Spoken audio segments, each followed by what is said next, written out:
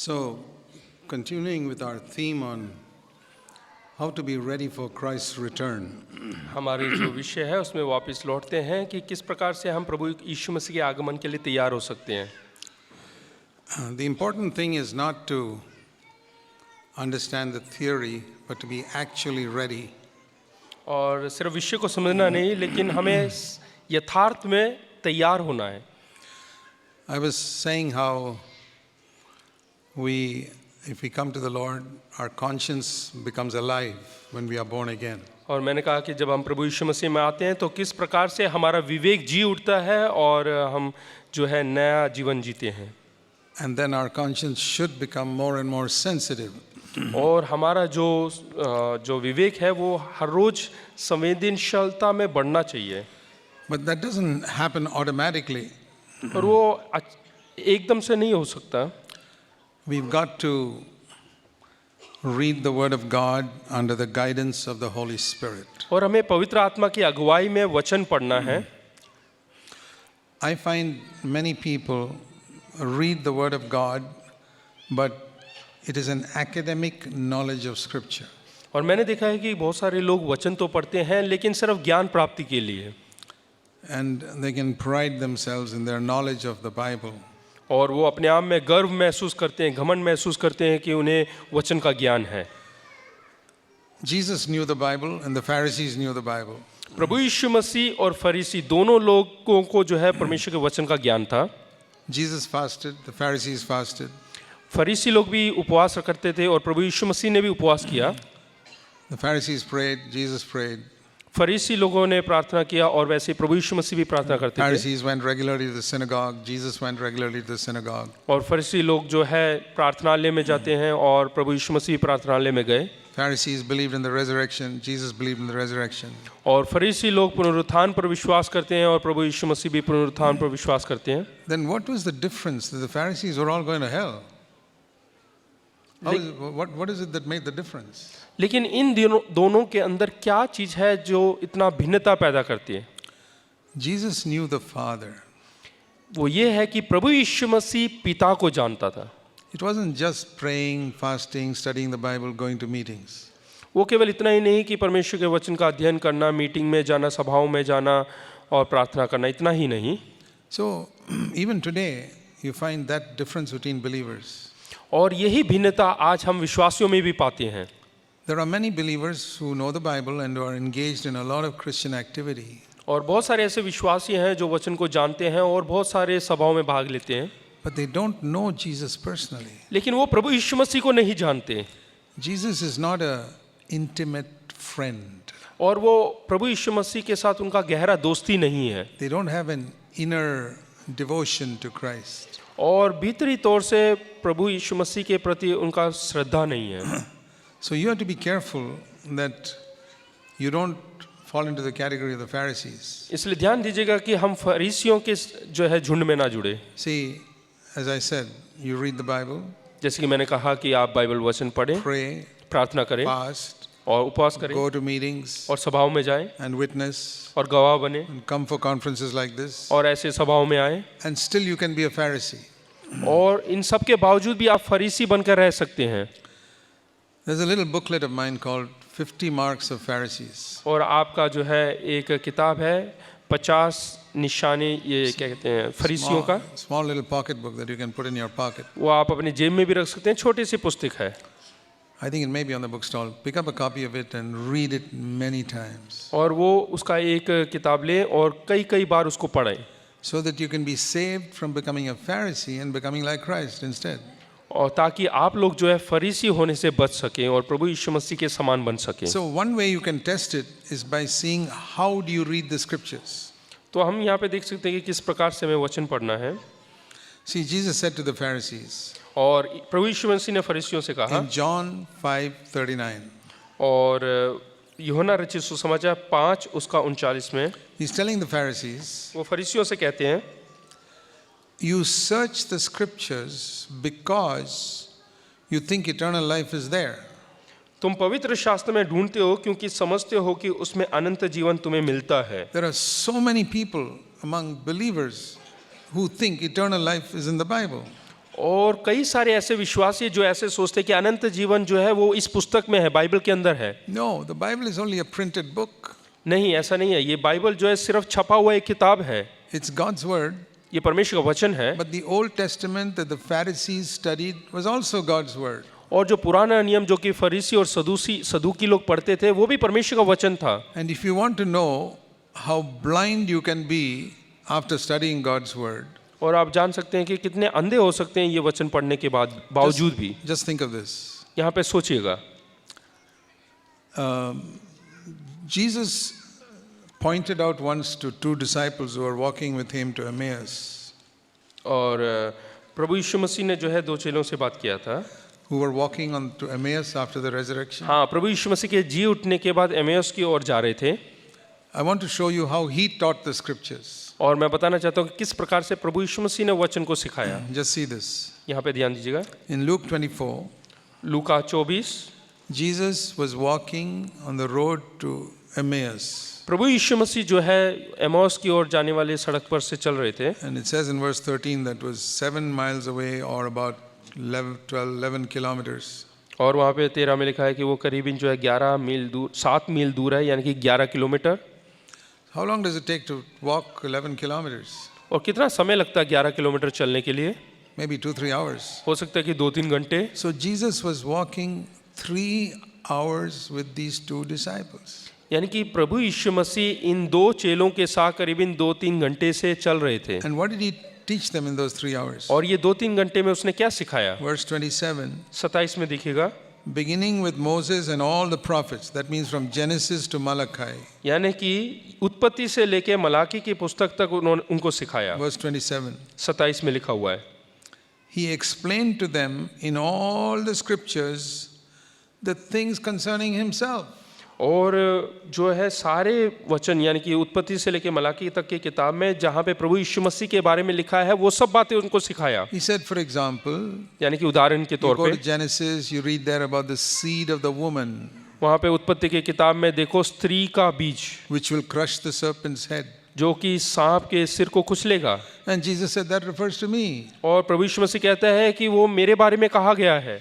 And then in Exodus, you read about the Passover lamb. और निर्गमन में देखेगा वो फसह का जो मेमना है That's me. वो मेरे बारे में है। And then Leviticus, you read about the sin offering. That's me. और लेवी व्यवस्था में देखो पाप के बलि के बारे में है, वो मेरे बारे में You है। go to Numbers, is the serpent lifted up in the wilderness that took away the snake bite. That's me. और गिनती की किताब में जो तांबे का जो सर्प को उठाया गया था जिसके द्वारा लोग बचे सांप के काटने से, वो मेरे बारे में है। All through the scriptures. और ये सारे वचनों को दिखाया। Joshua was a picture of Christ who would lead us into defeat the giants in Canaan. और यहोशू जो कि जो है कनान देश के जो योद्धक है उनसे पराजित दिलाया, विजय दिलाया। Or Isaiah 53, the suffering servant, that's just me, he said. और यशायाह 53 में जो है एक दुख सहने वाले एक दास के बारे में लिखा हुआ है, वो प्रभु यीशु मसीह के बारे में है। Malachi, the son of righteousness will arise. और मलाका के किताब में जो है धर्मी व्यक्ति का उदय के बारे में लिखा है, वो It's मैं me. हूँ, वो मैं हूँ। So all the scriptures he referred to himself. और जितने भी वचन उसके बारे में सब दिखाया। The Pharisees लेकिन जो फरीसी लोग हैं read the same scriptures, Genesis to Malachi, और उत्पत्ति से लेके मलाकी तक की किताब उन्होंने पढ़ा, and when they saw Jesus, लेकिन जब उन्होंने प्रभु यीशु मसीह को देखा, you know what they said? उन्होंने क्या कहा, क्या आप जानते हैं? This is Beelzebul, the prince of devils. और उसको बेल्ज़ेबूल करके बुलाया और बोला कि ये शैतानों का नेता है। You see how people can read the scriptures and get a completely opposite understanding. देखिएगा किस प्रकार से लोग बाइबल जो है कि परमेश्वर का कलाम पढ़ के अलग तस्वीर पा लेते हैं, Because their heart is not right. क्योंकि उनका जो हृदय है वो सही नहीं है। That's why you have thousands of denominations today, all holding the Bible but preaching different things. और इसीलिए हजारों डिनोमिनेशन है, उसके बावजूद वो वचन को पकड़कर अलग प्रकार से प्रचार करते हैं। Because they go to the letter of the word. क्योंकि इसमें लिखे हुए अक्षरों पर वो जाते हैं। And they can be as wrong as the Pharisees were. और जिस प्रकार से फरीसी लोग गलत थे उसी प्रकार से वो भी गलत हो सकते हैं। There was a Roman soldier who never read the Bible who looked at Jesus and said, "This is the Son of God" on the cross. और वहीं पे एक रोमी सैनिक था जो कि कभी बाइबल को या पवित्र कलाम को पढ़ा नहीं, लेकिन वो समझ गया कि ये परमेश्वर का पुत्र है On the cross. क्रूस पर। So you see, it's not just study that makes you understand the Lord. यानी कि सिर्फ अध्ययन करने से आप समझ नहीं पाएंगे। The people who studied the Bible most killed Jesus. और जिन लोगों ने ज़्यादा वचन पढ़ा है वही सबसे अधिक प्रभु यीशु मसीह को मारते हैं। And a man like Pilate, who never studied, और he पिलातो didn't want to kill him. पिलातोस जो कि प्रभु यीशु मसीह के बारे में कभी पढ़ा नहीं, वचन में कभी पढ़ा नहीं, लेकिन वो प्रभु यीशु मसीह को नहीं मारना चाहता था। So, what is the difference? तो वो वहाँ पे भिन्नता क्या है? Now turn back to John chapter 5, यूहन्ना रचित सुसमाचार 5वां अध्याय, the verse we read just now. जो वचन हमने अभी पढ़ा। You search the scriptures because you think eternal life is there. हाँ, तुम वचनों में, शास्त्र में ढूंढते हो क्योंकि तुम सोचते हो कि अनंत जीवन वहाँ पर है। Eternal life is not there. अनंत जीवन यहाँ पर नहीं है। Verse 40, you're not willing to come to me who can give you this eternal life. हाँ, फिर भी तुम जीवन पाने के लिए मेरे पास आना नहीं चाहते। So what do we learn from there? तो हम इससे क्या सीखते हैं? The Bible is not our destination. ये जो बाइबल है, पवित्र कलाम है, ये हमारा पूरा लक्ष्य नहीं, It is the way to our destination. लेकिन ये हमारे आखिरी मकसद का एक मार्ग है। It is the only way. यही एक मार्ग है। The destination is Jesus. और जो हमारा लक्ष्य है, मकसद है, वो प्रभु यीशु मसीह है। So if you read the Bible and you don't come in touch with Jesus, you're stuck on the road. अगर जो आप बाइबल पढ़ के प्रभु यीशु मसीह को नहीं पाते, इसके मतलब मार्ग में आप पिछड़े हुए हैं। Think of it like this. इस प्रकार से सोचें। Some of you traveled from some distance to come here. और आप में से कुछ लोग जो है यहाँ पे पहुँचने के लिए सफ़र आरंभ किया। But if you started admiring the road and got stuck on the road, you won't be here now. लेकिन आप अगर जो सड़क की खूबसूरती को निहारते हुए वहीं पे अटक गए तो आप यहाँ पर नहीं पहुँच पाएंगे। That is how some people are studying the Bible. और इसी प्रकार से कई लोग बाइबल का अध्ययन करते हैं। So many clever things. बहुत सारी Oh, चतुराई की here, बातें। this is one clever thing here and this is one clever thing here. यहाँ पे देखिए कुछ चतुराई की बातें हैं, यहाँ And पे they चतुराई की बातें हैं, preach about it also. और वो प्रचार भी करते हैं। That's like admiring the buildings and the trees on the way here. जिस प्रकार से खूबसूरत जो सड़क और खूबसूरत बिल्डिंग को देखकर निहारते रहते हैं, वैसे ही You won't reach here. आप यहाँ पर नहीं पहुँच There are पाएंगे। thousands of believers like this. और हजारों जो है Their विश्वासी इसी प्रकार से हैं। knowledge is not about Jesus, it's about the Bible. उनका ज्ञान जो है प्रभु यीशु मसीह के बारे में नहीं, लेकिन पवित्र कलाम के बारे में है। Particularly those who go to Bible schools. खास करके जो बाइबल अध्ययन करने के लिए बाइबल स्कूल में जाते हैं। I thank God I never went to a Bible school in my life. और मैं धन्यवाद करता हूँ कि मैं कभी भी कोई विद्यालय, स्कूल के विद्यालय में, बाइबल के विद्यालय में नहीं गया। All the men of God who have blessed me in my 55 years as a believer are people who have never been to a Bible school.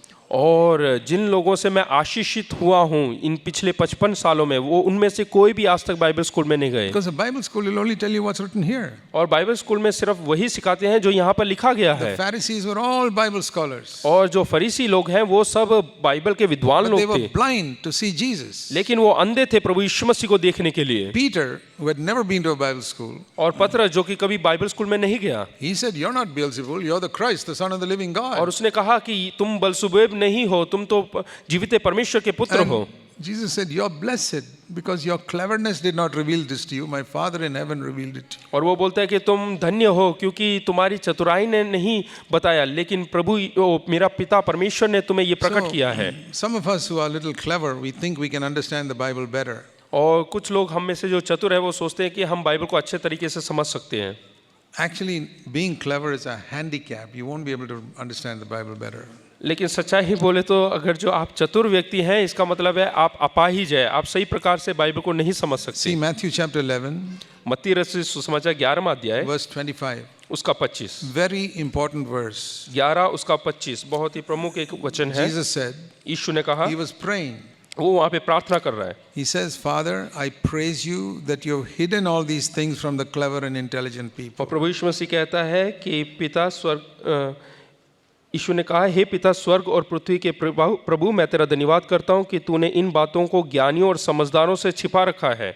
He doesn't say, "Oh, it is how sad these intelligent people can't understand." उसने ऐसा नहीं कहा कि अरे कितनी बुरी बात है कि ये समझदार लोग इसको समझ नहीं सकते।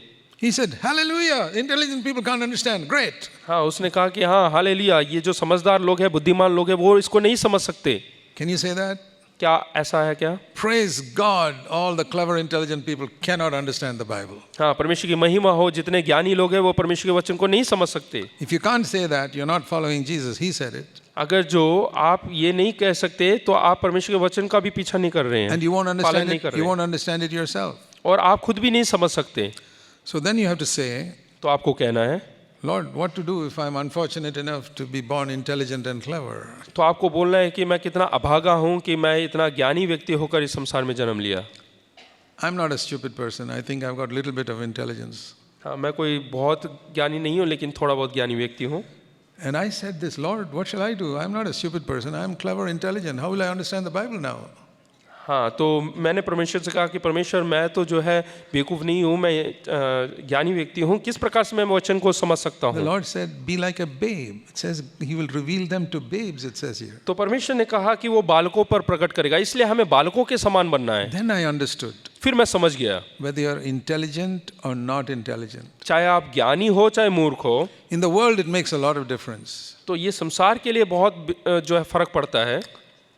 In all technical professions, only intelligent people can go जितने ahead. भी टेक्निकल कार्य होते हैं उन सब में सिर्फ ज्ञानी समझदार लोगों को रखा जाता In है। many, even businessmen, only intelligent, clever people can do business well. यहाँ तक कि अच्छा व्यापार भी केवल जो है ज्ञानी लोग समझदार लोग ही कर सकते हैं। In the world, to progress, you need to be clever and intelligent. और अगर जो संसार उन्नति पाना है तो ज्ञानवान और समझदार लोग होना जरूरी When है। you come to scripture, लेकिन जब आप वचन की ओर आते हैं, it's not cleverness and intelligence. यहाँ पे ज्ञानी होना या समझदार बनने से नहीं होगा, It's to be like a babe. तो हमें एक बालक के समान बनना है। If you're stupid, be like a babe. अगर जो आप बेवकूफ हैं तो भी बच्चों के समान If बने you're रहें, intelligent, be like a babe. अगर जो आप ज्ञानी समझदार व्यक्ति हैं तो भी बालक के समान बने। Both can be like babes. तो दोनों को जो है दोनों बालक के समान बन सकते What हैं। does it mean to be like a babe? और बालक के समान बनने का मतलब क्या I'm है? trying to tell you how to understand the scriptures. मैं बताना चाहता हूँ कि आप किस प्रकार से वचन समझ सकते हैं। Jesus once took up a baby and said, learn humility from a baby. और प्रभु यीशु मसीह ने एक बालक को अपने हाथ में लेकर बोला कि इस बच्चे के समान नम्र बनो। What is the one thing that babies have which clever, intelligent people don't have? हाँ, एक बच्चे के अंदर क्या चीज है जो कि ज्ञानी समझदार व्यक्ति के अंदर नहीं है? Humility. वही है नम्रता। There's nothing as humble as a little newborn baby. एक नए जन्मे हुए बच्चे के समान कोई और नम्र नहीं। You see a 1-month-old baby lying in the cradle. एक महीना छोटे से बच्चे को देखेगा, It has got zero pride. उसके अंदर बिल्कुल भी गर्व घमंड नहीं है। It's not thinking how good looking I am and वो how, कभी भी ऐसा नहीं सोचेगा कि मैं कितना सुंदर हूँ, खूबसूरत हूँ, people are admiring me. Nothing. और किस प्रकार से लोग मुझे निहार रहे हैं। You want to understand the Bible? क्या आप लोगों को बाइबल समझना है? Come with humility. तो नम्रता के साथ, हलीमी के साथ आए। That is the number one requirement to understand the scriptures. और वही सबसे पहला गुण योग्यता है एक वचन को समझने के लिए। Otherwise, you'll be a clever arguing person, arguing this verse, that verse, the other verse. नहीं तो आप जो है एक वचन को बहुत चतुराई से समझ के जो है उसके बारे में बताने वाले होंगे। You think you'll be right, but you'll be as wrong as a Pharisee. आप सोचेंगे कि आप सही हैं, लेकिन आप फरीसियों के समान गलत होंगे। This is the main reason for all the fights and quarrels about doctrine in scripture. और यही सिद्धांतों के Christians. बारे में जो है जो हम मसीह लोग आपस में लड़ते हैं। What's the second thing about a babe, और दूसरा बालक के बारे में जो उसकी खासियत है वो क्या है, which older people don't have? और जो कि बड़े लोगों के अंदर That नहीं है, is simple trust in his father. वो साधारण सा जो है भरोसा करते हैं अपने पिता के ऊपर। Sometimes we think our cleverness tells us something, but we can be wrong. और कई बार हम सोचते हैं कि हमारी जो समझदारी है वो कुछ और कहती है और हम गलत हो सकते हैं। See, a little child knows nothing, a 3-year-old child, और 3 साल का बच्चा कुछ नहीं जानता, but he trusts his father. लेकिन वो अपने पिता के ऊपर पूरा भरोसा करता My है father will not deceive me. कि मेरा पिता मुझे धोखा नहीं देगा। So what I can't understand, I just trust him. तो इसलिए जो मैं समझ नहीं पाता केवल उस पर भरोसा करो। So what are the 2 requirements for going astray when you read the Bible? तो जो वचन पढ़ेंगे तो उस समय हम इधर उधर ना भटके, उसके लिए क्या 2 योग्यताएं हैं? Trust in your cleverness and your intelligence. कि पहला है कि क्या कहते हैं, अपना जो बुद्धिमानी है, समझदारी है, उस पर भरोसा करें, और Then you'll go astray. तब हम भटक जाएंगे। Your cleverness, आपकी जो and your चतुराई है, intelligence, आपकी जो समझदारी है, you'll go astray. तो आप भटक जाएंगे अपने Instead मार्ग of से। that, उसके अलावा come to the Lord with humility and faith. नम्रता और विश्वास के साथ पिता के पास आए, You will understand the Bible better than anybody else. तो आप दूसरों से अधिक जो है वचन को समझने And लगेंगे। if you have not understood many parts of Scripture, it's because you lack these 2 qualities. अगर Humility जो and faith. आपको वचन में से कुछ समझ में नहीं आता है, इसका मतलब आपके अंदर इन 2 बातों की कमी है। And the one who is humble and trusting is the one who will always be right in an interpretation of Scripture. हाँ, जो व्यक्ति नम्र रहता है और जो विश्वास करता है वही इसके तजुर्बे इसको जो है समझने में, वचन को समझने में सही होता है। If two people are arguing about a particular verse or doctrine in Scripture, मान लो दो व्यक्ति बहस करते हैं वचन के सिद्धांतों के बारे में, who is likely to be right? तो सही कौन होगा? Not the clever person, जो समझदार व्यक्ति, चतुर व्यक्ति, वो नहीं, the one who has humility and faith. जो नम्र है और जो विश्वास रखता है। There's a story of two boys standing in a garden. और दो बच्चे बगीचे में खड़े थे They were brothers. और दोनों भाई थे। The 12-year-old was talking to his 5-year-old younger brother. और 12 साल का लड़का जो अपने 5 साल के छोटे भाई से बात कर रहा था। He said, see, the sun was there in the east in the morning, now it is here in the west in the evening. और वो कहता है कि जो सूरज जो है सुबह के समय पूर्व में था, अब देखो शाम के समय दक्षिण में है। It has moved. और ये गया यहाँ से, पश्चिम में है, ये देखो यहाँ से गया। The 5-year-old said, 5 साल के बच्चे ने कहा, you remember what daddy told us? क्या तुम्हें याद है पिता ने क्या कहा था? The sun does not move. कि सूरज हिलता नहीं है, It's the earth under our feet that is turning. जो धरती हमारे पाँव के तले वो घूमता है। If we think the sun is moving, it's not moving. अगर जो हम सोचे कि सूरज चलता है तो ऐसा नहीं है। And the older boy said, तो बड़े वाले ने कहा, I didn't feel the earth moving under my feet. मुझे ऐसा अनुभव नहीं हो रहा कि धरती हिल रहा है, Earth was quite stationary. और जो धरती है वो बिल्कुल एक जगह स्थिर है, But I saw the sun moving. लेकिन मैंने सूरज को चलते हुए देखा। I believe what I see. और मैं उस बात पर विश्वास करता हूँ जो मैं देखता हूँ। The 5-year-old said, 5 साल के बच्चे ने कहा, I believe daddy. और मैं अपने पिता पे विश्वास करता हूँ। Who was right? सही कौन है? The clever 12-year-old चतुर 12 साल का बच्चा or the trusting 5-year-old? या फिर विश्वास करने वाला 5 साल का बच्चा? I think of that when I see clever people trying to interpret Scripture. और मैं ये देखता हूँ जब कोई चतुर व्यक्ति इस वचन का जो है उसका तर्जुमा करने की कोशिश करते हैं, अनुवाद करने I've की met कोशिश many करते people हैं। like that. मैंने ऐसे बहुत सारे बच्चों They को, argue लोगों को with me देखा है। about this verse and that verse and the other verse. वो जो है ये वचन वो वचन ऐसे दिखाते रहते हैं, I see they have no trust and no humility. और मैं देखता हूँ कि उनके अंदर ना तो नम्रता है और So- ना ही उनके अंदर भरोसा So है। I say, I stop the discussion. और मैं कहता हूँ कि मैं यहाँ I पे says बंद because करता हूँ बात the करना। more we discuss, we will get into arguments. हाँ, अगर जो हम ज़्यादा करेंगे तो हम बहसबाजी में घुस And जाएंगे, I want to be your friend. लेकिन मैं तुम्हारा दोस्त बन के So रहना चाहता I हूँ। say, let's talk about something on which we are united. और नहीं तो हम ऐसे बोलते कि नहीं तो हम जो एक विचार रखते हैं उस बात पे बात करते Let's हैं। talk about cricket. आइए हम क्रिकेट की बात करें। Forget the Bible.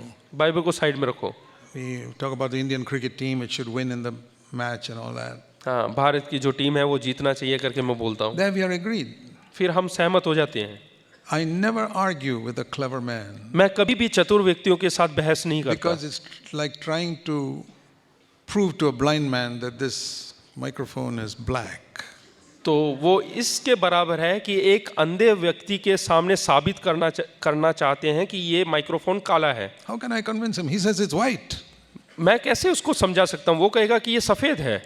Please remember this, cleverness will make you blind. हमेशा याद रखे, बुद्धिमानी, समझदारी जो है, ज़्यादा चतुराई वो आपको अंधा बना देता है, Humility will open your eyes. लेकिन नम्रता जो है आपकी आंखों को खोल देगा। Simple trust in your Father will open your eyes. साधारण सा विश्वास परमेश्वर के ऊपर, पिता के ऊपर, वो आपकी आंखों को खोल The देगा। Pharisees had a lot of cleverness and intelligence. और जो फरीसी लोग हैं उनके अंदर बहुत सारी चतुराइयां हैं, They had no humility, they had no faith. उनके अंदर ना तो कोई विश्वास है और ना कोई नम्रता। So turn back to John 5. इसलिए हम यूहन्ना रचित सुसमाचार में वापस लौटते हैं। He says, you search the scriptures, but you don't come to me, verse 40. और Verse 39 and 40. और 39 और 40 में लिखा है कि तुम पवित्र शास्त्र में ढूंढते हो लेकिन तुम मेरे पास नहीं आते हो। So I want to ask you, when you study the Bible, maybe some of you have the habit of reading every day the Bible. हाँ, कई लोगों का ऐसा आदत रहता है कि हर दिन बाइबल पढ़ना, Good. बहुत ही अच्छी बात है। But do you end with the Bible or do you end with Jesus? क्या आपका जो बाइबल अध्ययन है वो आखिर में बाइबल में ही खत्म हो जाता है या फिर प्रभु यीशु मसीह तक लेके जाता Whether है? you read the Bible 5 minutes or half an hour, चाहे आप 5 मिनट या आधे घंटे के लिए बाइबल do अध्ययन you करें, reach your destination, Jesus, or do you get stuck in the way? तो आप मार्ग में ही रुक जाते हैं या फिर आप अपने मकसद प्रभु यीशु मसीह को पा लेते Do हैं? you admire the road and the buildings and the trees, or do you come to your destination? या आप सड़क और उसकी खूबसूरती, वहाँ पे जितने बिल्डिंग है उसकी खूबसूरती को निहारते हुए अटक जाते हैं या फिर आप यीशु मसीह तक पहुँचते हैं? I want to tell you a simple thing which will change the way you read the Bible. मैं आपको साधारण सी बात बताना चाहता हूँ जो कि आपके बाइबल अध्ययन को बिल्कुल बदल देगा। This is the written word. ये लिखित वचन है Jesus is the word made flesh. और प्रभु यीशु मसीह वो वचन है जो कि शरीर देहधारी हुआ। We read in John 1:14, the word became flesh. और यूहन्ना 1:14 में हम पढ़ते हैं कि वचन देहधारी हुआ। Who is that word? और वो वचन कौन है?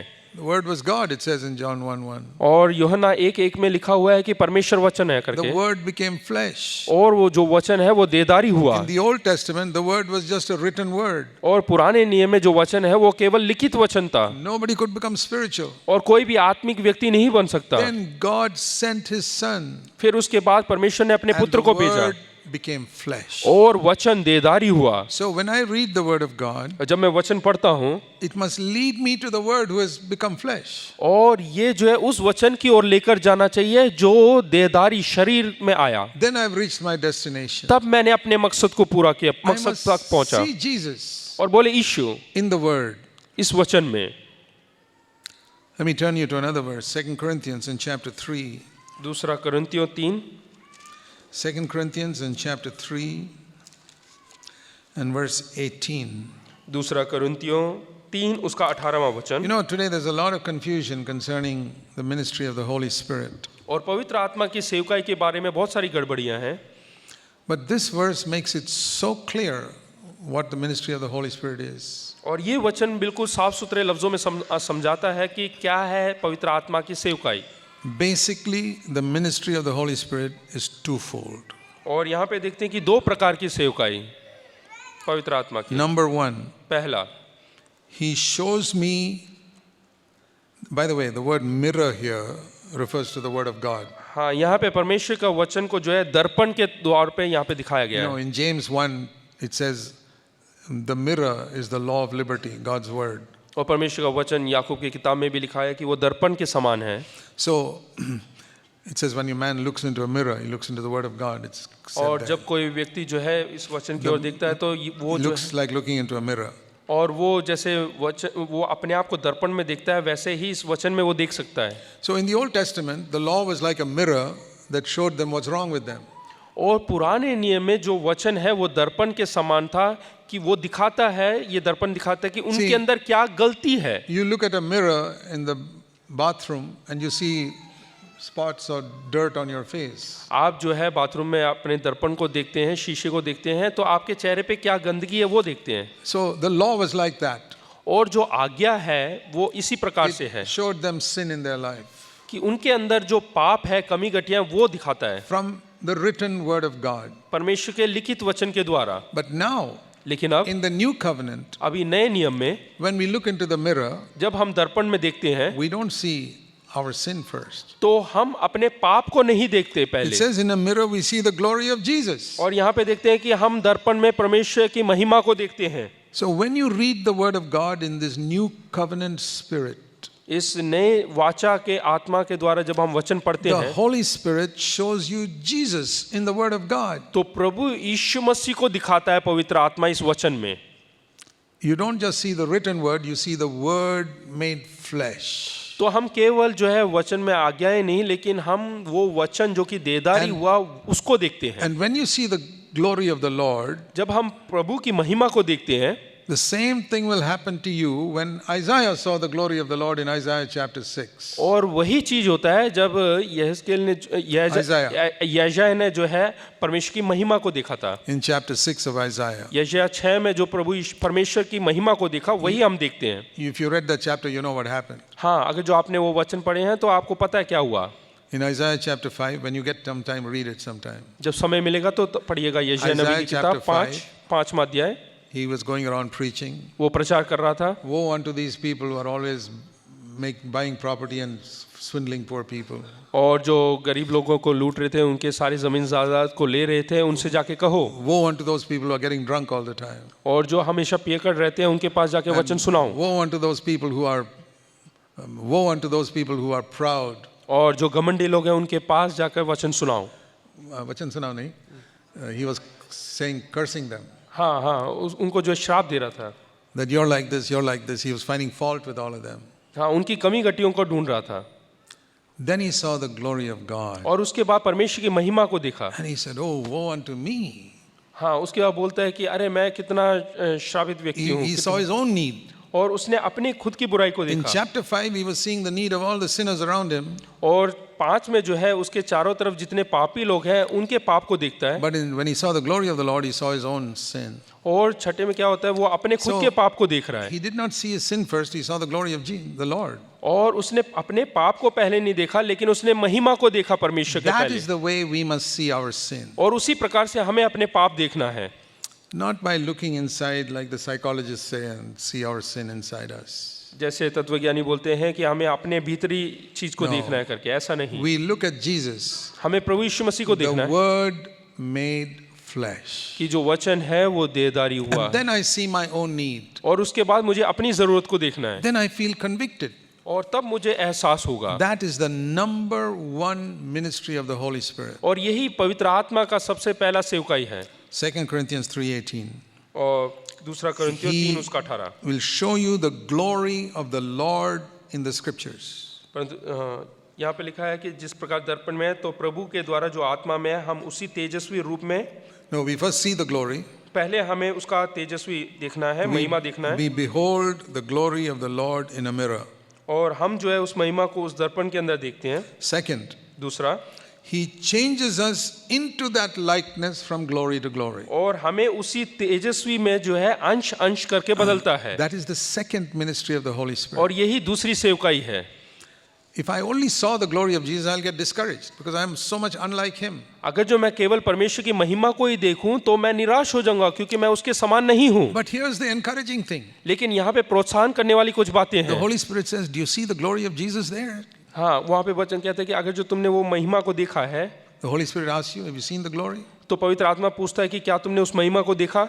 Yes, Lord. हाँ प्रभु। Do you see how unlike you are हाँ, compared to that? अभी देखो उस महिमा के सामने कितने तुम उस महिमा से दूर हो, I will make you like that. लेकिन मैं उसी महिमा के समान बनाऊंगा। That encourages me. वो प्रोत्साहित करता है। So don't get confused about the ministry of the Holy Spirit. इसलिए पवित्र आत्मा की जो सेवकाई है उसमें जो है आप दो तरफा सोच ना रखें। All of the Holy Spirit's ministry is in two things. केवल जो पवित्र आत्मा की सेवकाई है वो दो बातें हैं। To show you the glory of Jesus, the Word made flesh. पहला ये कि प्रभु यीशु मसीह की महिमा को दिखाना जो कि वचन देहधारी हुआ, And then to change me into that likeness. और दूसरा ये है कि उसी के समान हमें बनाना। I cannot make myself like Jesus. मैं अपने आप को प्रभु यीशु मसीह के समान नहीं बना सकता, I can imitate it, और मैं वैसा दिखा सकता हूँ, but it will be like a painted fire.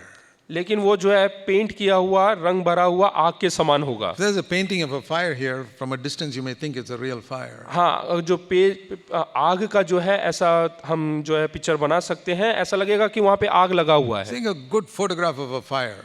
और अच्छा तस्वीर आग का, Put it up here. People think it's a real fire. और इसको यहाँ पे दर्शाएं तो ऐसे लोगों को लगेगा कि ये असली का आग लग गया But है, there's no light. लेकिन उसमें रोशनी And नहीं there's होगा no heat. और उसमें ना तो गर्माहट होगा, And that is an imitation. और वो सिर्फ एक नकली है। So if you try to make yourself like Jesus, अगर जो हम अपने आप को प्रभु यीशु मसीह के समान बनाने की कोशिश करेंगे it will be a painted fire. तो वो केवल एक चित्र बनाया हुआ आग के समान You होगा, will improve yourself and you think you've become like Jesus. और आप अपने आप को जो है थोड़ा सा बदलावट लेकर आएंगे और आप समझेंगे कि मैं प्रभु यीशु मसीह के समान हो गया That's हूँ। what they tried to do in the Old Testament. और वही चीज पुराने नियम में वो लोग To करते try थे, and keep the law, and they always failed. और वो जो है नियमों का पालन करने की कोशिश करते हैं और लेकिन हमेशा पराजित हो जाते हैं। Old system called the Old Covenant, God has abolished it. और पुराने नियम को परमेश्वर ने हटा दिया, Because He says that doesn't work. लेकिन वो परमेश्वर ने बोला कि ये काम नहीं करता, Then why did God give it? तो फिर परमेश्वर ने क्यों दिया? To show people it doesn't work. दिखाने के लिए कि ये कार्य नहीं करता। Now you can trust me that I will change you into the likeness of Christ. ना हो तुम मुझ पे भरोसा कर सकते हो कि मैं जो है तुम्हें प्रभु यीशु मसीह के समान बना सकता And हूँ। that is why it's so important to be filled with the Holy Spirit. इसलिए जरूरी है कि हम पवित्र आत्मा से भरें, I believe in being filled with the Holy Spirit. और मैं पवित्र आत्मा की भरपूरी पे विश्वास करता हूँ, I believe in being anointed with the Holy Spirit. और अभिषेक के ऊपर विश्वास करता हूँ। Otherwise, I can't be like Jesus and I can't serve like Jesus. नहीं तो मैं प्रभु यीशु मसीह के समान नहीं बन सकता और ना उसके समान सेवा कर सकता हूँ। The Holy Spirit wants to make me like Jesus in my life and my ministry. और पवित्र आत्मा चाहता है कि मैं अपने जीवन में और अपनी सेवकाई में प्रभु यीशु मसीह के समान बनूं। So, let me explain again very simply. फिर से साधारण तौर से मैं समझाना चाहता हूँ, The moment you're born again, जैसे ही आप नया जीवन जीते the पाते हैं, Bible says you're born of the Holy Spirit. तो पवित्र कलाम कहता है कि आप पवित्र आत्मा के द्वारा उद्धार पाए हैं, You cannot be born without the Holy Spirit's working. और आप जो है पवित्र आत्मा के कार्य के बगैर नया जन्म again. नहीं पा सकते। See, it's very clear in Romans 8 verse 9. Romeo 8 उसके 9 में लिखा हुआ है। Romans 8 verse 9. रोमियो 8 उसका 9, It's such a clear verse. वहाँ पे साफ सुथरे लफ्जों में लिखा हुआ है, The last part. आखिरी हिस्सा, If anyone does not have the Spirit of Christ, he does not even belong to him. यदि किसी में मसीह का आत्मा नहीं तो वह उसका जन नहीं। The Spirit of Christ is the Holy Spirit. और जो मसीह की आत्मा है वो पवित्र आत्मा है। If the Holy Spirit is not living in you, you're not even born again. अगर जो पवित्र आत्मा आपके अंदर वास नहीं करता है तो आपने नया जन्म नहीं पाया। I want to make this very simple to you because there's so much confusion about the ministry of the Holy Spirit today. और पवित्र आत्मा की सेवकाई के बारे में बड़े सरल लफ्जों में मैं समझाना चाहता हूँ। I have found the answer by looking at the Word made flesh. और मुझे हर प्रश्नों का जवाब मिलेगा वचन जो कि शरीर में आया है। If you look at only the Word of God here, you'll get a lot of confusion about the ministry of the Holy Spirit. अगर जो आप वचन को पढ़ेंगे तो पवित्र आत्मा की जो सेवकाई है उसके बारे में बहुत सारी गड़बड़ी आपके अंदर आएगी। There are groups that say tongues is of the devil, और कई speaking in tongues. ऐसे लोग हैं, ऐसे झुंड है जो कि बोलते हैं कि पवित्र आत्मा में अन्य भाषा में बात करना वो शैतान की ओर से है। There are others who say unless you speak in tongues, you're not even born again. कुछ ऐसे झुंड है जो कि बोलते हैं कि पवित्र आत्मा में अन्य भाषा में प्रार्थना नहीं करेंगे तो स्वर्ग में नहीं जा सकते। I say both are wrong. तो मैं बोलता हूँ दोनों गलत हैं। Let's look at Jesus. आइए हम प्रभु यीशु मसीह की ओर देखें, There is the answer. वहां पे हमारा उत्तर है। And what was the ministry of the Holy Spirit in Jesus? और प्रभु यीशु मसीह की आत्मा का सेवका क्या है? First of all, he was born of the Spirit. पहला हमें आत्मा से जन्म लेना है। No, Jesus. हाँ, पहला प्रभु यीशु मसीह ने आत्मा से He जन्म was लिया। born, the Holy Spirit came on Mary and he was born. Maryam के ऊपर पवित्र आत्मा आई और इस प्रकार से आत्मिक तौर से उसका जन्म हुआ, That is our first step.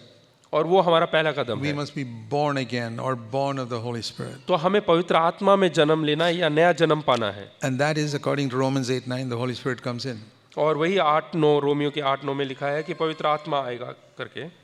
So, when a person says, Lord Jesus, come into my heart, जब हम कहते हैं कि प्रभु यीशु मसीह मेरे दिल में आ, if really Christ has come in, अगर जो असलियत में प्रभु यीशु मसीह आपके भीतर आया, see, a lot of people say that and I don't know, they're not sincere, nothing happens. हाँ, बहुत सारे लोग ऐसा प्रार्थना तो करते हैं, ऐसे बोलते हैं, लेकिन हो सकता है कि वो वफादार नहीं But इस बात when a पे, person इसलिए नहीं आते। sincerely says it, जब वो सच्चे मन से बोलता है Christ comes in. तो प्रभु यीशु मसीह उनके दिल में आता That है means the Holy Spirit comes in. और पवित्र आत्मा आता है। Jesus Christ is in heaven. प्रभु यीशु मसीह स्वर्ग में है, How does he come into your heart? तो वो आपके दिल में कैसे आएगा? Only through the Holy Spirit. केवल पवित्र आत्मा के द्वारा, Because the second person of the Trinity is in heaven. क्योंकि जो एक परमेश्वर है उसका जो दूसरा भाग है वो स्वर्ग में है। Only the Holy Spirit is here. केवल पवित्र आत्मा यहाँ पर है। When you say, Lord Jesus, come into my heart, जब हम बोलते हैं कि प्रभु यीशु मसीह मेरे दिल में आ, the Holy Spirit comes in. तो पवित्र आत्मा आता है, Otherwise, you're not born again. नहीं तो आपने नया जन्म नहीं पाया। So, that is the first step. और यही पहला कदम है। If you don't have the Spirit of God in, then you don't belong to Him. If you don't have the Spirit of Christ within you, you don't belong to Him. हाँ, अगर जो आपके अंदर पवित्र आत्मा नहीं है तो आप उसके जन नहीं हो। In the Acts of the Apostles, प्रेरितों के काम में you never read anybody telling people, ask Jesus to come into your heart. वहाँ पे हम देखते हैं कि कभी भी किसी से नहीं कहा गया कि प्रभु यीशु मसीह को बोले कि तुम्हारे दिल में आने की, They said it in a different way और उन्होंने अलग प्रकार से किया, because they were all Jews those days. क्योंकि वो लोग यहूदी थे उस जमाने में। Believe in Jesus Christ यीशु मसीह पे विश्वास करें and receive the Holy Spirit. और पवित्र आत्मा को पाएं। Today we combine the two हम इन दोनों को जोड़ते हैं, and say, receive Jesus Christ. हम बोलते हैं कि प्रभु यीशु मसीह को अपने जीवन में अनुमति दो, That's the same thing. और वही बात है। Because in a Hindu country like ours, हमारा जो हिंदू देश है, or in many non-Christian, whether it's China or Japan, या चाइना या जापान जहाँ पे मसीह लोग you नहीं tell हैं, people, receive the Spirit. तो वहाँ पे हम बोले कि आत्मा को पाओ। There are so many spirits. बहुत सारी आत्माएं हैं। In Buddhism and other religions, there are many Buddhism spirits. और अलग दूसरे धर्मों में जो है बहुत सारी आत्माएं हैं। And that is why we have to say, receive the Lord Jesus Christ. इसीलिए हमें बोलना जरूरी है कि प्रभु यीशु मसीह को स्वीकार But when करें। you say that, जब हम ये कहते हैं it's the Holy Spirit who comes in. तो पवित्र आत्मा हमारे भीतर आता I है। want to say to every one of you who are really born again, और मैं सबसे जो कोई नया जन्म पाया है उनको बताना चाहता हूँ, you don't have to have any doubt that the Holy Spirit came into your heart. तो आपको किसी भी प्रकार से शक करने की जरूरत नहीं कि पवित्र आत्मा आया या नहीं। Just go to Romans 8:9, you get the answer. और रोमियो 8 उसके 9 में देखिएगा, वहीं पे आपका जवाब है। But लेकिन in Jesus' life, he was not only born of the Spirit, प्रभु यीशु मसीह के जीवन में न केवल वो आत्मा के द्वारा जन्म पाया, all his life he was filled with the Holy Spirit. पूरे जीवन भर में हम देखते हैं कि वो पवित्र आत्मा से भरा हुआ था। Not once. केवल एक बार नहीं, He was filled with the Spirit as a 12-year-old, he was filled with the Spirit as a 30-year-old. और जब वो 12 साल का था या 30 साल का हो, वो पवित्र आत्मा से भरा हुआ था। Every day he was filled with the Spirit. हर रोज वो पवित्र आत्मा से भरा So हुआ था। that's the second thing I need to learn और वही चीज मुझे सीखना है, from the Word made flesh. और जो वचन देहधारी हुआ वहां से सीखना है I must be filled with the Spirit every day. कि मुझे हर रोज पवित्र आत्मा से भरना है। And what is sometimes called the baptism in the Holy Spirit. और बपतिस्मा, पवित्र आत्मा का बपतिस्मा क्या है? See, baptism is a Greek word which means immersion. और बपतिस्मा जो है यूनानी भाषा, इसका मतलब है डूबना। There are two ways to get immersed. दो तरीके से हम डूब सकते हैं। One is you get inside a river or a tank, you'll be immersed. एक है नदी या पानी में जो है डूब सकते हैं आप, And that is how we baptize people in water. उसी प्रकार से जल का स्नान हम देते हैं, That's called बपतिस्मा। water baptism. उसको पानी का बपतिस्मा कहते हैं। The other way to get baptized is stand under a mighty waterfall. नहीं तो दूसरा एक तरीका है कि जहाँ से पानी ऊपर से गिरता है उसके नीचे आप खड़े हो Some जाएं। big river flowing over a cliff. बड़ी सी नदी जो कि पहाड़ चट्टानों से बहकर You नीचे की stand ओर आ रही under है, it, you're immersed or baptized in that water. तो आप उसके नीचे खड़े होंगे तो आप जो So, है बपतिस्मा पाएंगे। The Holy Spirit is pictured in the Bible like a river falling down on earth from the throne of God. और पवित्र आत्मा इस तरीके से जो है उसका तस्वीर कलाम में दिखाया गया है कि परमेश्वर के जो सिंहासन है वहां से बह के गिरता You है। read that in Revelation 22, a river flowing from the throne of God. और प्रकाशित वाक्य बाकी में 22 में लिखा हुआ है कि परमेश्वर के सिंहासन से वो बहकर निकलता When है it करके। fell on the earth on the day of Pentecost, और जब वो इस धरती पर गिरता है पेंतिकोस्त के दिन these पर, 120 people got drenched in that spirit. तो 120 लोग जो है वहां पे पवित्र आत्मा बिल्कुल गीले होकर So डूब गए। we need to be filled or baptized in the Holy Spirit. तो हमें पवित्र आत्मा में जो है पूरा डूबना है, And that gives us the ability to live the Christian life. और वो हमें जो है सामर्थ देता है मसीह जीवन जीने के लिए। So Jesus was born of the Spirit. और पवित्र आत्मा में प्रभु यीशु मसीह का जन्म हुआ, Secondly, he was filled with the Spirit continuously. और लगातार वो पवित्र आत्मा में बना रहा। Then third, और तीसरा, on the day of Pentecost, when he was 30 years old, he was anointed with the Spirit. और 30 साल का जब हुआ तो उसमें पवित्र आत्मा का अभिषेक को प्राप्त किया। What did the anointing of the Spirit do for him? और ये अभिषेक जो है पवित्र आत्मा का, उसने क्या किया इसके जीवन में? He didn't become more holy when he was 31 than when he was 29. और वो जब 31 साल का हुआ तो अति पवित्र नहीं हुआ 29 से। When he was 25, he was holy. When he was 32, he was holy. 25 साल का था तब भी वो पवित्र था, और जब वो 32 का हुआ तब भी पवित्र था। What did this anointing of the Spirit do? और ये अभिषेक क्या करता है? It gave him supernatural abilities to serve his Father.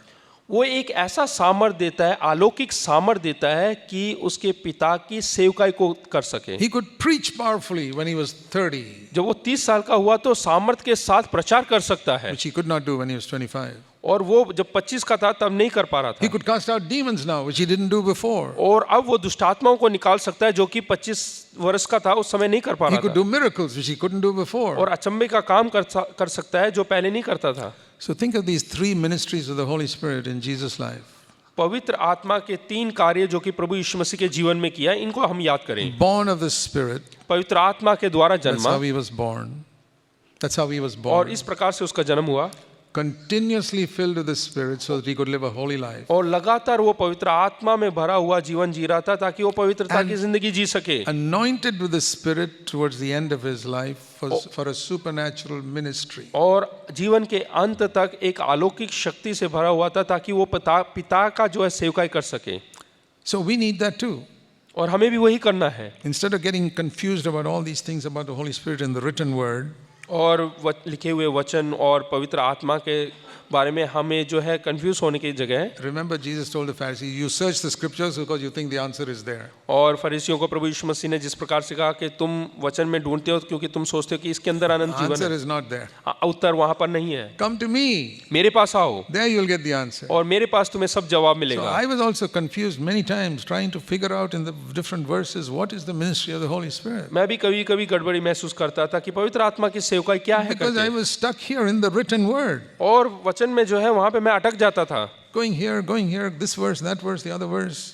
यहाँ उधर वचन इधर वचन ऐसे मैं घूमता रहता था। And then you have the brethren people saying one thing and the Pentecostal people saying something else. और ब्रदरन भाई लोग कुछ और कहते थे, पेंतिकोस्त भाई लोग कुछ और कहते थे, But they're all looking here. लेकिन वो सब वचन में ही ढूंढते But थे। Jesus said, come to me. लेकिन प्रभु यीशु मसीह ने कहा मेरे पास So आओ। when I went to Jesus, जब मैं प्रभु यीशु मसीह के पास गया through the word of God, this is the pathway. और वचन के द्वारा, I came to Jesus. और मैं प्रभु यीशु मसीह के I पास saw he पहुंचा, was born of the Spirit, filled with the Spirit, anointed with the Spirit. तो देखा कि वचन के द्वारा उसका जन्म हुआ, वचन के द्वारा वो जीवित जिंदा मतलब कि आगे बढ़ता रहा और वचन के द्वारा अभिषेक को प्राप्त किया। I was born of the Spirit when I was 19 years old. जब मैं 19 साल का था तो मैंने जो है आत्मा के द्वारा उद्धार पाया, Holy Spirit came in, I was born again. और पवित्र आत्मा मेरे अंदर आया और मैंने नया जीवन पाया। I didn't know about the doctrine. लेकिन मैं सिद्धांतों को नहीं जानता था। I said, Lord Jesus, come into my heart and forgive my sin. मैंने कहा कि प्रभु यीशु मसीह तू मेरे दिल में आ और मेरे सारे पापों को क्षमा कर। I did not pray to the Holy Spirit. मैंने पवित्र आत्मा से I प्रार्थना said, नहीं Lord किया, Jesus, come. केवल प्रभु यीशु मसीह से। But the one who came was the Holy Spirit. लेकिन जो मेरे भीतर आया वो पवित्र आत्मा Spirit था, of Christ. और The Spirit of Christ. पवित्र आत्मा मसीह की आत्मा। I was not filled with the Spirit. लेकिन मैं आत्मा से नहीं भरा था, I need to be filled with the Spirit to live an overcoming life. और मुझे एक जीवन जीने के लिए मुझे एक आत्मिक जीवन चाहिए, I also needed the anointing of the Spirit to और be able मुझ- to serve. और सेवकाई करने के लिए अभिषेक की जरूरत है। Now, what I've discovered as I've observed people, और मैंने लोगों में ऐसा देखा है, there are some people anointed with the Spirit. और कुछ लोग हैं जो कि अभिषेक को प्राप्त किए हुए हैं Through they've sought for the anointing, they got it. और उन्होंने अभिषेक का जो है इंतजार किया, बाट जो है और उनको मिला। But many of them don't seem to live a godly life. और उनमें से कई लोग जो है एक भक्त के जीवन नहीं निर्वाह They करते, wanted the gifts of the Spirit and they got it. और उनको जो है पवित्र आत्मा का जो तोहफे हैं वो चाहिए, But they did not seek to be continuously filled with the Spirit. लेकिन वो लगातार आत्मिक जीवन में नहीं है। And I believe they're finally lost. और मैंने देखा कि वो आखिर में खो जाते हैं। Because they stand before the Lord and said, Lord, we did miracles in your name. फिर वो बोलते हैं कि प्रभु के सामने खड़े होकर, प्रभु मैंने तो बहुत अचंभे के काम किए। How can you do a miracle in the name of Jesus without being anointed with the Spirit? Impossible. और अभिषेक के बगैर किस प्रकार के प्रभु यीशु मसीह के नाम इस्तेमाल करके आप जो है अचंभे के काम कर सकते हो? How are such people lost? और फिर ऐसे लोग खो कैसे How जाते does हैं? Jesus say to people anointed with the Spirit, get away from me? और अभिषेक लोगों को किस प्रकार से प्रभु यीशु मसीह कह सकते थे कि मुझसे दूर हो जा, Because they were living in sin. क्योंकि वो पाप में जीवन जी रहे थे। Can people anointed with the Spirit live in sin? क्या आत्मा से अभिषेक पाए हुए लोग पाप में जीवन जी I सकते हैं? have seen numerous pastors who are definitely supernaturally anointed to preach the word who are living in sin. और मैंने ऐसे बहुत सारे पासवानों को देखा है जो कि अलौकिक शक्ति से भरे हुए हैं और वो पाप में जीवन जीते हैं। See so many people you watch on television. और टीवी में देखिएगा, You think they're all living holy lives? क्या आपको लगता है कि वो सब पवित्र जिंदगी जीते हैं? Their love for money proves they are not holy. और उनका धन के प्रति जो प्रेम है वो साबित करता है कि वो परमेश्वर से प्रेम नहीं Their करते। eagerness to get money from poor people for themselves shows they are not serving God, they're serving money. और जो उनके अंदर पैसा पाने का जो इच्छा है वो साबित करता है कि वो परमेश्वर की सेवा नहीं करते, वो धन की सेवा करते हैं। But there are supernatural abilities they have, sure. लेकिन अलौकिक शक्तियां उनके अंदर है। They are the ones to whom the Lord will say, depart from me, you lovers of money, you who live in sin. और ये वो लोग हैं जिनसे प्रभु यीशु मसीह कहेगा कि तुम जो है पाप को प्यार करते थे और पैसे के पीछे थे, इसलिए तुम मुझसे दूर हो जाओ। If you don't understand that today, अगर जो आप ये बात को नहीं समझोगे you will sit there watching that television और आप टेलीविजन के सामने उनको देखकर बैठ and जाओगे, say, wow, what a man of God. फिर आप बोलोगे अरे देखो कितना महान परमेश्वर का दास है। Why? क्यों? Because you were reading the scriptures, you didn't go to Jesus. क्योंकि आपने वचन तो पढ़ा लेकिन प्रभु यीशु मसीह के पास नहीं गए। I teach people in my church, मैं अपनी कलीसिया में लोगों को सिखाता हूँ you must compare every preacher with Jesus Christ. और हमें हर प्रचारक की तुलना करना चाहिए प्रभु यीशु मसीह के साथ। Don't just be taken up that he's casting out demons and doing miracles. कभी भी ऐसा नहीं देखे कि क्या कहते हैं अरे वो तो दुष्ट आत्माओं को वो निकाल रहा है, चमके Because के some काम of those कर रहा people, Jesus said he will send away to hell in the final day. है। और वो प्रभु यीशु मसीह ने कहा कि आखिर के दिनों में, अंत के दिन में मैं उनको आग में डाल दूंगा। Now you know here in Bombay television, Christian television, so many people are doing all types of things on Christian television. हाँ, हम देखते हैं कि क्रिश्चियन टेलीविजन के अंदर बहुत सारे काम देख सकते हैं। How many of you really believe that some of them are going to hell? आप में से कितना विश्वास करते हैं कि उनमें से कई लोग जो है नरक में जाएंगे? You don't believe it, right? आप विश्वास नहीं करते You हैं, think I'm सही? preaching some strange teaching. आपको ऐसा लग रहा है कि मैं कुछ और ही प्रचार कर रहा हूँ। Heaven and earth will pass away. Jesus' words will not pass away. स्वर्ग और पृथ्वी टल जाएगी लेकिन प्रभु यीशु मसीह का वचन कभी ना टलेगा। There are people who will come to Jesus in that day और उस दिन जो है कई सारे लोग and प्रभु यीशु say, मसीह के पास आएंगे। Lord, we did miracles in your name. फिर वो बोलेंगे हमने तेरे नाम पे जो अचंभे के काम किए, We cast out demons in your name. हमने दुष्ट आत्माओं को निकाला तेरे नाम We से prophesied in your name. और भविष्यवाणियां किया तेरे नाम से। And Jesus will say, depart from me. और प्रभु यीशु मसीह का कहेगा कि मुझसे दूर हो जाओ। That's the first time Jesus spoke about that day. और वो पहली दफा है जब प्रभु यीशु मसीह ने उस दिन के बारे में So बात how किया। shall we prepare ourselves for the coming of the Lord? तो हम किस प्रकार से तैयार हो सकते हैं प्रभु यीशु मसीह के आगमन के लिए? Let me show you Matthew chapter 24. मत्ती रचित सुसमाचार 24वां अध्याय। In Matthew 24, वहाँ पे मत्ती 24, the disciples asked Jesus, चेलों ने प्रभु यीशु मसीह से पूछा, what will be the sign of your coming? Matthew 24 and verse 3. 3 में लिखा हुआ है कि तेरे आगमन का अंत का चिन्ह क्या होगा? What will be the sign of your coming? और तेरे आगमन का चिन्ह क्या होगा? Many of you have read that many times. आप लोगों में से कईयों ने बहुत बार पढ़ा होगा। Without looking there, can you tell me what is the first answer? बगैर देखे क्या आप जवाब दे सकते हैं वहाँ पे क्या लिखा हुआ है? Many people think of famines, earthquakes, wars. वहाँ पे कई लोग जवाब देंगे कि अकाल पड़ेगा, भूकंप आएगा, ये सब, Wars and rumors of wars. और युद्ध होंगे और युद्ध के जो है अफवाहें फैलेंगे। That all he said later in verse 7. हाँ, ये सब जो है 7 में वगैरह लिखा हुआ है। What is the first thing he said? लेकिन पहली बात उसने क्या कहा? See that nobody deceives you, verse 4. और उससे कहा कि सावधान रहो कोई तुम्हें ना भरमाने पाए, Deception. यानी कि भरमाना है। Again, 11. Many क्या? false prophets will arise. और 11 में लिखा हुआ है कि जितने झूठे भविष्यवक्ता हैं Verse उनसे भरमाए ना जाए। 24. और 24, Many false prophets will arise and show great signs and wonders to deceive, if possible, even the elect. हाँ, बहुत सारे झूठे मसीह और झूठे भविष्यवक्ता उठ खड़े होंगे और बड़े चिन्ह और अद्भुत काम दिखाएंगे, यदि हो सके तो चुने हुओं को भी भरमा देंगे। On television. यानी कि टेलीविजन में, Deception. यानी कि धोखेबाजी। And he said, verse 25, I have told you in advance, I warned you. और 25 में कहता है देखो मैंने पहले से तुमसे ये सब कुछ कह दिया है। That is the number one sign of the last days. और अंत के दिनों का सबसे बड़ा चिन्ह यही है। That's the first thing he said, and he repeated it more than once. और एक से अधिक बार उसने दोहराया है। And we see plenty of it today. और हम बहुत जगह देखते हैं। But there's another gospel which is being preached also today. और दूसरा एक सुसमाचार है जो कि प्रचार में Verse 14, वचन जो है 14, it's talking about the last days. वो आखिर के अंत के दिनों के बारे The में। gospel of the kingdom will be preached in the whole world, and then as a witness, and then the end will come. और राज्य का यह सुसमाचार सारे जगत में प्रचार किया जाएगा कि सब जातियां पर गवाही हो। Not the gospel of signs and wonders. यहाँ पे चिन्ह और चमत्कार का सुसमाचार नहीं। Many of you I know are being deceived by that. और मैं जानता हूँ कि बहुत सारे लोग इन कामों के द्वारा भरमाए गए हो। Read verse 24 and see the possibility of deception. Even the elect may be deceived. यहाँ पे 24वां वचन पढ़िएगा, यहाँ पे लिखा हुआ है कि यहाँ तक कि चुने हुए लोग भी भरमाए जाएंगे। What is the gospel that is the real gospel that is being preached? और यहाँ पे असली सुसमाचार के बारे में लिखा The हुआ है। gospel of the kingdom of God. सुसमाचार यानी कि परमेश्वर के राज्य का। What is the kingdom of God? परमेश्वर का राज्य क्या And है what is the gospel of the kingdom of और God? परमेश्वर के राज्य का सुसमाचार क्या है? Don't take my words for it. मेरे वचन को ना ले। Read what the Holy Spirit says in Romans 14. और रोमियो 14 में जो पवित्र आत्मा के द्वारा लिखा गया वो Romans पढ़िए। 14 in your Bible और रोमियो 14 जो कि आपके वचन में कलाम में and verse 17. 14 उसका 17वां पढ़िएगा। Romans 14:17.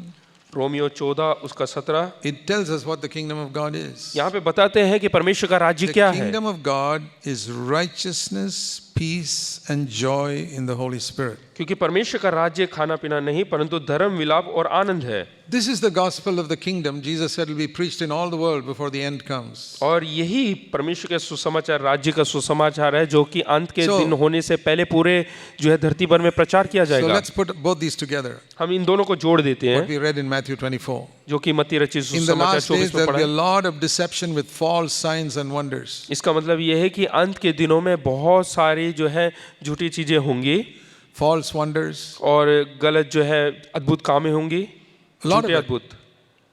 And then at the same time, और उसी समय there's a gospel of righteousness that's going to be preached all over the world. और धार्मिकता का सुसमाचार भी उसी समय प्रचार होगा। That means a gospel of freedom from sin, इसका अर्थ यह है कि पाप से मुक्ति का प्रचार a gospel of a holy life, और जो है एकदम शुद्ध यानी कि पवित्रता का and a प्रचार gospel of peace. और शांति का प्रचार। That's the second thing, righteousness, peace, and joy. और वही है धर्म और मिलाप।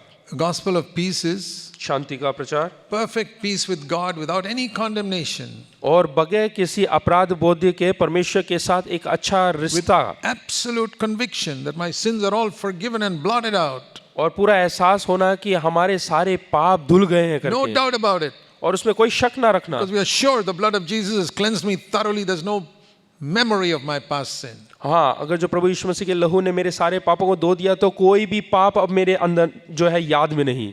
And then peace in the heart, freedom from anxiety and worry and fear. और हर एक चिंताओं से मुक्ति और जो है एकदम शांति अपने जीवन में अपने दिल में अनुभव करना।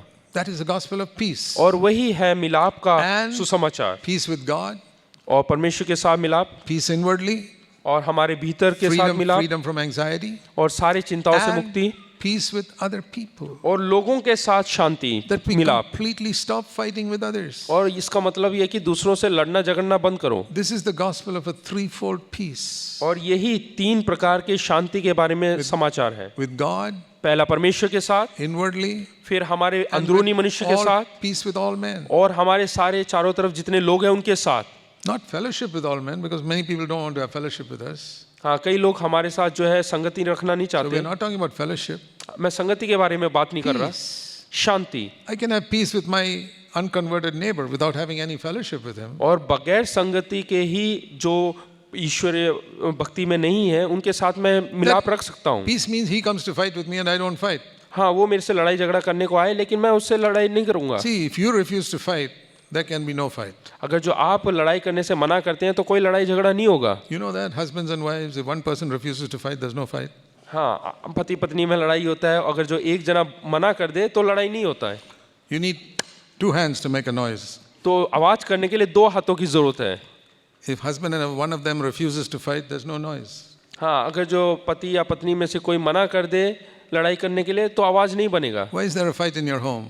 तो लड़ाई क्यों होता है घर पे? Because both want to fight. क्योंकि दोनों लड़ना चाहते हैं। If either one will say, I will not fight, there's no more fight.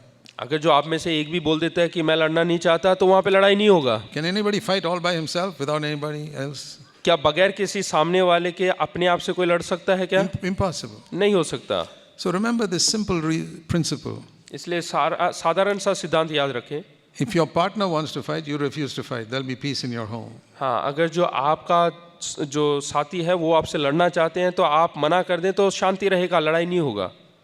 And if both refuse to fight, अगर जो दोनों लड़ाई करने से मना कर देते हैं then you have something even better than peace. तो वो शांति से भी बढ़कर होगा। You have fellowship. तो संगति होगा वहाँ पे। If you don't have fellowship, peace is at least the second best. तो अगर जो आपके घर में संगति नहीं है तो कम से कम शांति को कायम रखें। So that's the gospel of peace that we preach. और वही मिलाप का सुसमाचार है। And the third is joy in the Holy Spirit. और तीसरा है पवित्र आत्मा में आनंद। That means no complaining, इसका मतलब है कि कोई शिकायत no नहीं, murmuring, कोई कुड़कुड़ाना no नहीं, grumbling, कोई कुड़कुड़ाना नहीं, What a gospel this is. देखो किस प्रकार का सुसमाचार है। Righteousness, धार्मिकता, peace, मिलाप and joy. और आनंद, All through the power of the Holy Spirit, not by our own ability. वो हमारी ताकत से नहीं, सामर्थ्य से नहीं, लेकिन पवित्र आत्मा की सामर्थ्य से। That is the kingdom of God. और यही परमेश्वर का राज्य है। How many churches do you hear preaching all this? आप कितने कलीसियाओं में ये सुनते हैं इस विषयों के You tell ऊपर? me, how much do you hear about all this on the internet? आप इंटरनेट में इन सब विषयों के बारे में कितना सुनते हैं? Very, very few people. बहुत कम लोग प्रचार करते हैं। But because of the internet, it is being preached all over the world today. क्योंकि इंटरनेट होने के कारण पूरे संसार भर में प्रचार हो रहा है। Jesus said, this gospel of the kingdom will be preached around the world as a witness. और प्रभु यीशु मसीह ने कहा कि गवाह के तौर पर पूरे संसार भर में ये राज्य का सुसमाचार प्रचार होगा। So that is how we are going to be ready for the coming of the Lord. और इस प्रकार से हम तैयार हो सकते हैं प्रभु यीशु मसीह के आगमन के लिए। Responding to this gospel. और इस समाचार के प्रतिक्रिया दिखाते हुए Through the scriptures we come to Jesus. वचन के द्वारा हम प्रभु यीशु मसीह के पास आए। One more verse before I close. एक और वचन पढ़ के हम बंद करेंगे। 1 John and chapter 3. पहला यूहन्ना 3 अध्याय। Here it's talking about the coming of the Lord. वहाँ पे प्रभु यीशु मसीह के आगमन के बारे में लिखा हुआ है। And maybe we can start in chapter 2 and verse 28. 2 उसके 28 से आरंभ कर सकते हैं। And read up to chapter 3 verse 3. 3 उसके 3 तक पढ़ सकते हैं। It's talking about the coming of the Lord. ये प्रभु यीशु मसीह के आगमन के बारे में लिखा How है। to be ready for the coming of the Lord. किस प्रकार से हम प्रभु यीशु मसीह के आगमन के लिए तैयार हो It's सकते हैं। talking to believers. यहाँ पे विश्वासियों से बात कर रहे हैं, Little children. बालकों से, This छोटे is बच्चों से। 95-year-old John speaking to believers. यहाँ पे 95 साल का जो एक वृद्ध यूहन्ना वो अपने विश्वासियों से बात कर रहा है। He says, when Jesus appears, जब प्रभु यीशु मसीह आएगा, प्रकट होगा, there'll be 2 groups of believers. तो 2 प्रकार के विश्वासी होंगे। Listen to this. यहाँ पे ध्यान दीजिएगा, Everybody here. यहाँ पे ध्यान दीजिएगा, सब लोग यहाँ पे ध्यान There'll दें। be 2 groups among 2 you when झुंड Jesus होंगे। comes. जब प्रभु यीशु मसीह आएगा तो 2 झुंड होंगे, मसीह लोगों के 2 झुंड। It's not Protestants and Catholics. ये कैथलिक और प्रोटेस्टेंट नहीं, It's not Pentecostal, non-Pentecostal. Pentecostal और गैर पेंटिकोस्टल लोग नहीं। There's another type of division here. यहाँ पे अलग ही प्रकार का एक भिन्नता होगा। Those who have boldness to meet him when he comes, जिन लोगों के अंदर हिया साहस रहेगा उससे मिलने के लिए, and those who are ashamed and shrink away from him when he comes. और उसके सामने जो लज्जित महसूस करेंगे वो You see लोग। those 2 categories here in verse 28? यहाँ पे 28 में देखिएगा 2 झुंड के लोग, That means when the Lord comes, कि जब प्रभु यीशु मसीह आएगा, he'll say, hey Lord, I'm ready to meet you. एक ऐसे झुंड के लोग हैं वो ऐसे बोलेंगे, हाँ प्रभु जल्दी आ, हम तैयार हैं तुझसे Because मिलने के they've लिए, kept their conscience clear all the time. क्योंकि उन्होंने अपने विवेक को हमेशा निर्दोष रखा है। Others will shrink away और दूसरे ऐसे झुंड के लोग हैं जो भागेंगे वहां से, because they are not ready. क्योंकि वो तैयार नहीं है। You remember what Jesus said in Luke's gospel?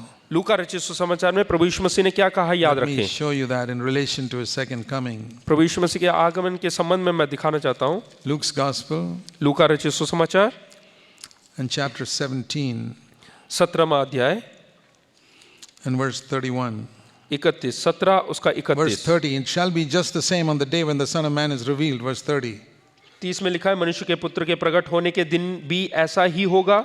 In that day, उस दिन when Jesus comes, जब प्रभु यीशु मसीह आएगा, on that day, उस दिन 2 things he says. 2 बातें लिखा है। The one who is on the housetop should not go down to the house to take his goods.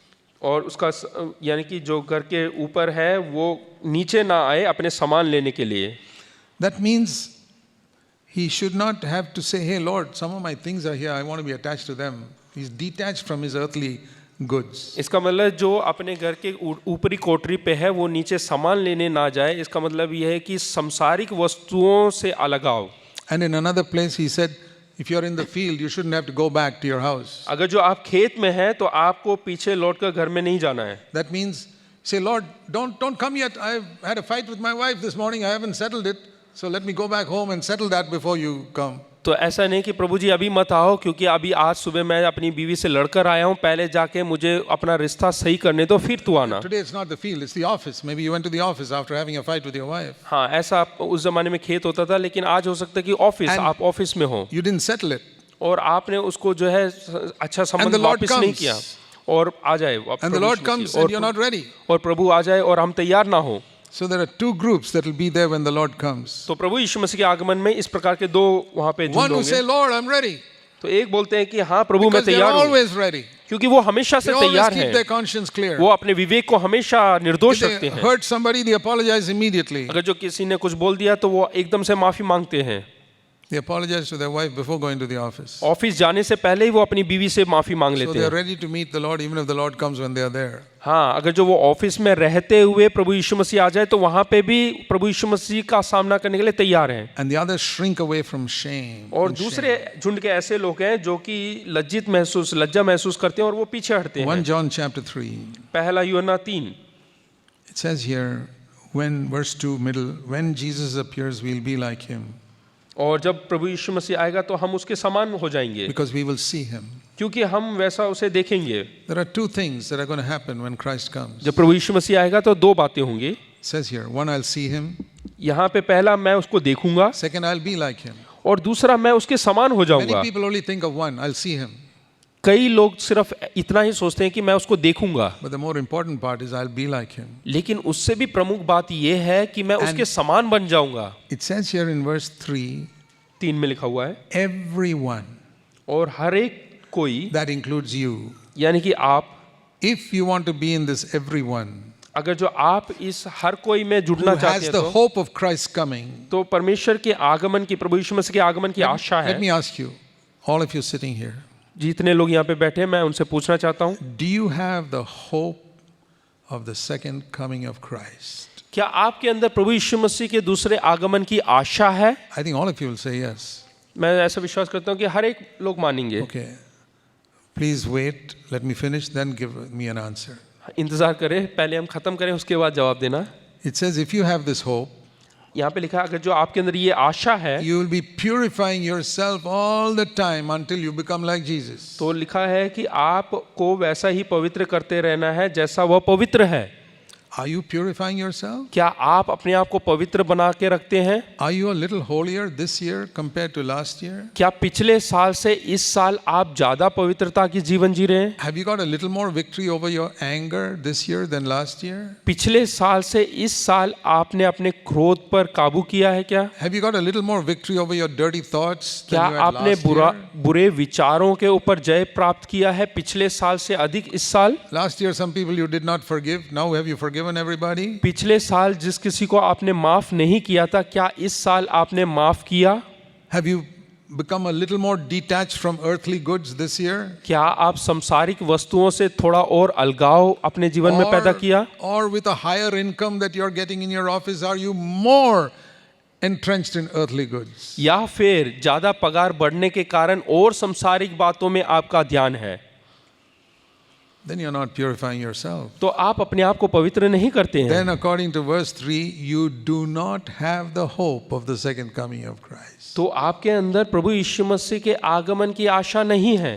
Don't fool yourself. अपने आप को बेवकूफ ना बनाएं। There are two things that are going to happen when he comes. दो बातें होंगी जब वो We आएगा, will see him and we'll be like him. हम उसको देखेंगे And और उसके समान बन जाएंगे। If you have the hope of being like him, अगर जो आपके अंदर आशा है कि मैं भी उसके समान बन जाऊंगा, today you will purify yourself तो आज ही आप अपने आप को पवित्र करेंगे so that you can be ready for his coming. ताकि आप उसके आगमन के लिए तैयार हो जाएं। That is how we are ready for his coming. और इस प्रकार से हम तैयार कर सकते हैं अपने आप को उसके आगमन के लिए। You know what Jesus said further in Luke 17 लूका रचित सुसमाचार 17वां अध्याय में प्रभु यीशु मसीह ने क्या कहा? after saying that you must be ready to go wherever you are. Wherever you are in the field or the office, you must be ready to go. हाँ, जहाँ कहीं पे भी आप रहोगे, चाहे खेत में हो या नीचे घर के कमरे में, तो आपको तैयार होना चाहिए जाने के लिए। He said, remember Lot's wife, verse 32. 32 में लिखा है, लूत की पत्नी को स्मरण रखो। It's a picture of Lot and his wife were going out of Sodom. यहाँ पे देखिएगा लूत और उसकी पत्नी जो कि सोदोम छोड़कर जा रहे थे, उसके बारे में यहाँ पे एक चित्र दिया It's a है। picture of our going up to meet the Lord away from the earth. और ये वही चित्र है जो हम प्रभु यीशु मसीह के आगमन में उठा लिए जाएंगे, वो वाला। But suddenly Lot's wife got left behind. लेकिन देखिएगा लोत की बीबी वहीं पे रह गई। He says, be careful, that doesn't happen to you. तो वो बोलते हैं कि स्मरण रखें ऐसा आपके साथ ना हो। Why? क्यों? Because as she was going, she looked back. जैसे ही वो जा रही थी उस शहर को छोड़कर, उसने अपना गर्दन पीछे मोड़कर देखा। Lord, my saris are here. हाँ, उसने बोला कि अरे प्रभु, मेरी साड़ी यहीं पे छूट गई है, All my wealth is here. मेरा धन दौलत यहीं पे है। The Lord says, stay there then. तो प्रभु ने कहा कि वहीं पे रहो। And he's saying that in relation to his second coming. और ये दूसरे आगमन के संबंध में कह रहा है। I want to ask you, are you purifying yourself? मैं पूछना चाहता हूँ, क्या आप अपने आप को पवित्र करते हैं या नहीं? You can use all the good earthly things God gives you. इस संसार में जो कुछ अच्छी बातें, आप उन सबको इस्तेमाल कर सकते हैं। Whether you have one car or some of you may need 2 cars in your house, okay. आपके में से कई लोगों के पास एक कार हो सकता है, 2 कार हो सकता है, कोई बात नहीं, Nothing wrong in what you have. उसमें कोई गलती नहीं है या But कुछ if प्रॉब्लम you नहीं, are समस्या नहीं। attached to any of them, लेकिन उसके साथ आप अपने आप को जुड़ जाते हैं, जोड़ देते हैं, तो you won't be ready to go. आप तैयार नहीं है जाने के लिए। Lot was ready to leave everything and go. लोत तैयार था सब कुछ छोड़कर जाने के लिए, Lot's wife was not ready to leave everything and go. लेकिन लोत की जो पत्नी है वो तैयार नहीं थी सब कुछ त्याग कर जाने के लिए। As long as we are here, as long as they were in Sodom, Lot and his wife both enjoyed everything जब तक वो इस संसार में थे, उन दोनों ने सब चीजों का आनंद in उठाया Sodom. सोदोम में रहते हुए। But when the time to go, Lot said, yeah, I'm leaving everything. I'm not interested. जैसे समय आया, लोत ने कहा कि इन सब में मुझे कोई दिलचस्पी नहीं, वो छोड़कर चला गया। So what I learned from that is, इससे मैंने क्या सीखा? if I have an attachment to something on this earth, अगर जो धरती की किसी भी बातों में मेरा दिल लग जाए, means more to me than Jesus Christ, यानी कि प्रभु यीशु मसीह से ज्यादा किसी चीज में मेरे को मतलब है, तो I'm not ready for his coming. मैं तैयार नहीं हूँ। May God help us. Let's pray. आइए हम प्रार्थना करें।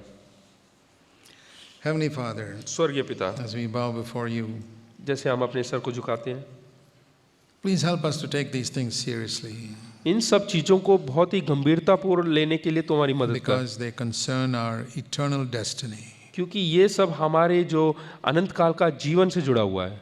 We pray in Jesus' name. यीशु के नाम से प्रार्थना करता हूँ, आमीन, आमीन। Thank you. धन्यवाद।